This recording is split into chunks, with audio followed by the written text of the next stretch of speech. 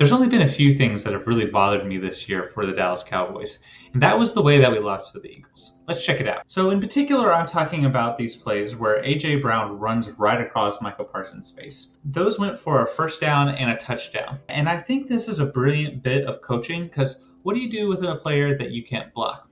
How about you don't block them? And I think that is really bold and a really neat idea. You can see that this is a version with the tight end running right across him, but that doesn't actually go for much. Here, though, we have A.J. Brown, doing some pre-snap motion, and then right at the snap, he's going to sprint to the right behind the line, and he is just wide open. Later in the game, we have a similar situation, and is wide open again. This time he scores a touchdown. It's not just a first down. So I wanted to take a look and see kind of what was going on with these plays, because these plays bothered me a lot. And I thought, actually, remembering this game, that they ran this play like 4 to 6 times. They only ran it twice. So let's take a look at this and break it down and see what actually went on during the play and how we could fix it. So first, they're doing the motion. They know that they've got what they want, because the guy that they're going to throw to has a man following him, so it's a man coverage look. That's excellent. That's the pre-snap read there. That's what they wanted to see. He's lined up over the left tackle. Diggs is pretty close to the line. He's actually closer to the line of scrimmage than Anthony Barr, so he's at linebacker depth. And what you're going to see at the snap is you've got Michael Parsons coming down unblocked, and he's going to wait there. And while he's waiting there, A.J. Brown is sprinting to the right, and Diggs is sprinting to his left to try to keep up with him, but already running into his own players, meaning he has to deepen his pursuit.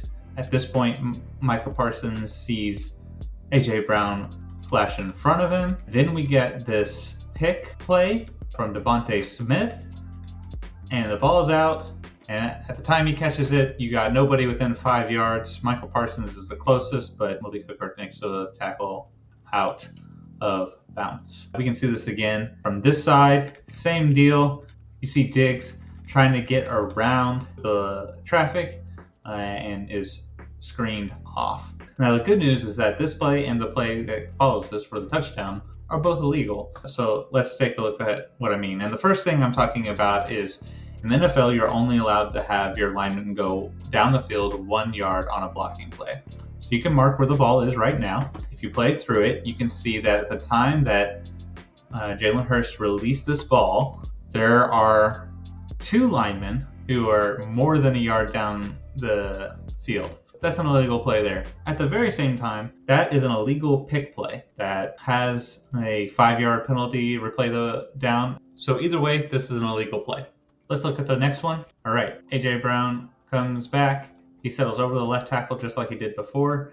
This time, though, instead of just staying right above him, you can see Diggs motion to him. And I think he's motioning to him to move over Hurst and get outside leverage. While he's doing that, the ball is snapped. And you can see he's still moving to the right, his right.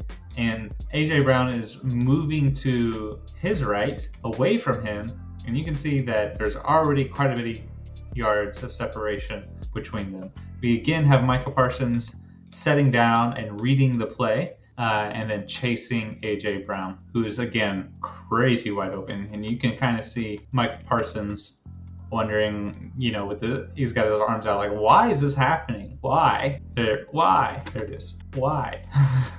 And the reason why, Micah, is because Jordan Lewis has gotten lost on the pre-snap read and is now so far out of position that he will only barely be able to touch him at the end of the play because he cuts back.